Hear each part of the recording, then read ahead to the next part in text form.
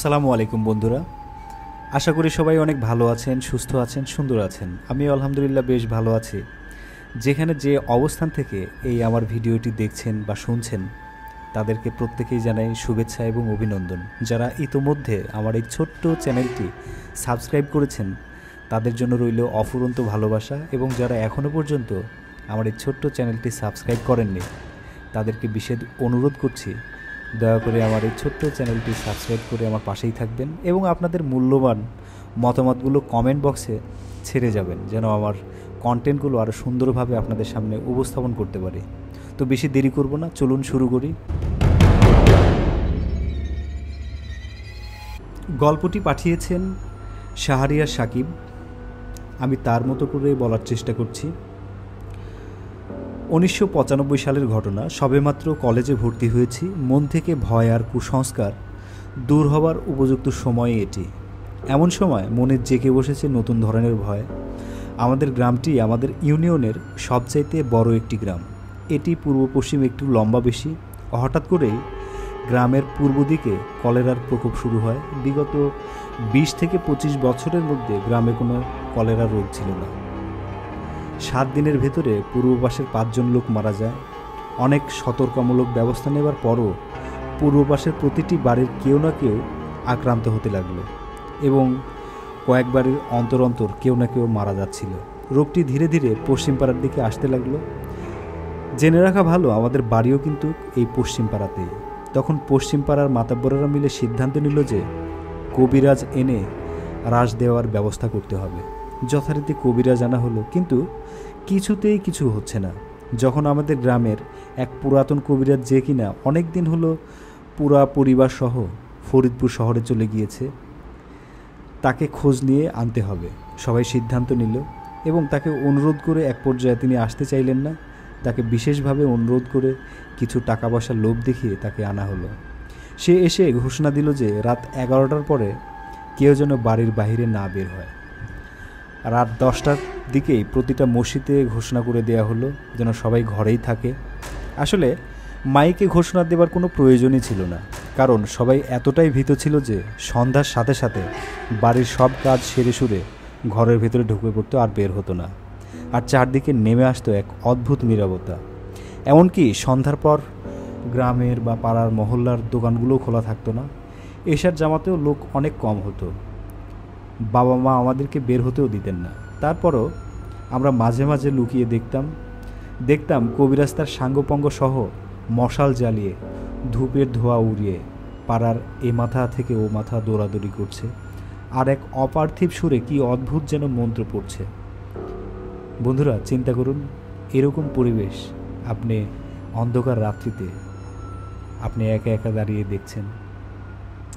একবার ইমাজিন করুন, পরিবেশটা এতটাই অদ্ভুত আর ভয়াবহ ছিল যে ভাবলে এখনও গা শিউরে ওঠে। কবিরাজ এক এক দিন এক এক মহল্লা বন্ধ করতেন, যাতে ওই পাড়ায় কলেরা বা ওলাবিবি না ঢুকতে পারে।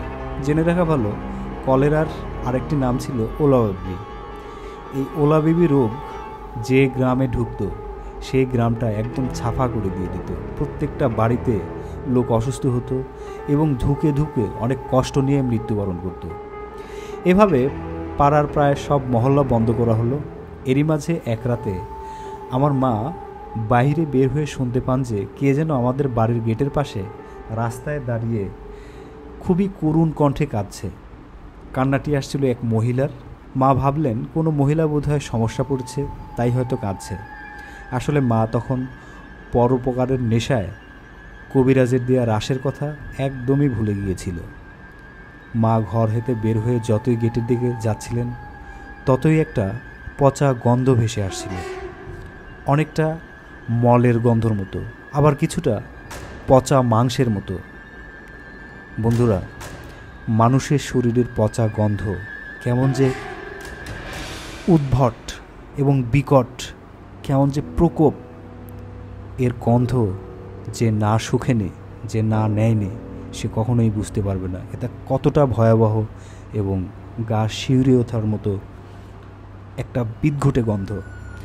মা যখন গেটের পাশে দাঁড়ান তখন গেটের ফাঁক দিয়ে দেখছেন যে রাস্তার ওই পাশে ইলেকট্রিক পোলের সাথে হেলান দিয়ে একটি বিশালাকার মহিলা দাঁড়িয়ে আছে, যার উচ্চতা প্রায় 7 ফুটের মতো হবে।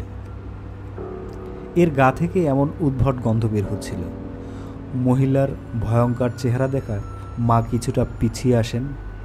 মহিলাটি ইনিয়ে বিনিয়ে কাঁদছিল আর বলছিল, তোরা আমাকে থাকতে দিলি না, এই গ্রাম আমার ভালো লাগছিল, আমার আরও লাশ দরকার, আমার আরও লশ দরকার ছিল, তোরা দে, আমাকে লাশ এনে দে, আমি যেতে চাই না, আমি এই গ্রাম থেকে যেতে চাই না, কিন্তু তোরা আমাকে থাকতে দিলি না। এই বলে খুবই করুণ কণ্ঠে ওই বিভৎস মহিলাটি কান্না করছিল। এমন সময় মার কবিরাজের দেওয়া রাশের কথা মনে পড়ে যায় আর প্রচণ্ড ভয় পেয়ে যায় মা। ঘরে চলে আসেন দ্রুত। ঘটনাটা এখানেই শেষ হলে পারত, কিন্তু না, শেষ হয়নি। মা একটি গ্রাম্য সমিতির প্রধান।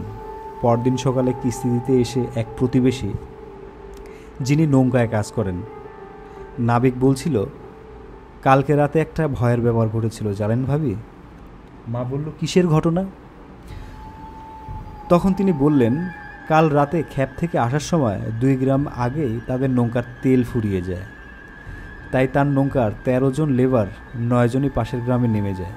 তিনি যেহেতু নৌকার মালিক, তাই তিনি নামতে পারেননি। বাকি 3 জন মিলে লগি মেরে মেরে নৌকাটা বাড়ির দিকে নিয়ে আসছিলেন। এমন সময় তারা দেখতে পেলেন কে যেন গ্রামের শেষ মাথায় নদীর পাড়ে বসে তাদেরকেই ডাকছে। তারা ভাবলো কোনো মহিলা হয়তো বিপদে পড়েছে, তাই সাহায্য করার জন্য তাদের নৌকা পাড়ে ভিড়ান। এমন সময় তাদের নাকেও পচা গন্ধ এবং উদ্ভট মাংস পচা গন্ধ আসতে লাগলো। তারা মনে করে পাশেই কোনো মরা জীবজন্তু হয়তো ভেসে যাচ্ছে, এটা তারই হয়তো গন্ধ। তাই তারা গন্ধটাকে তেমন পাত্তা দিল না।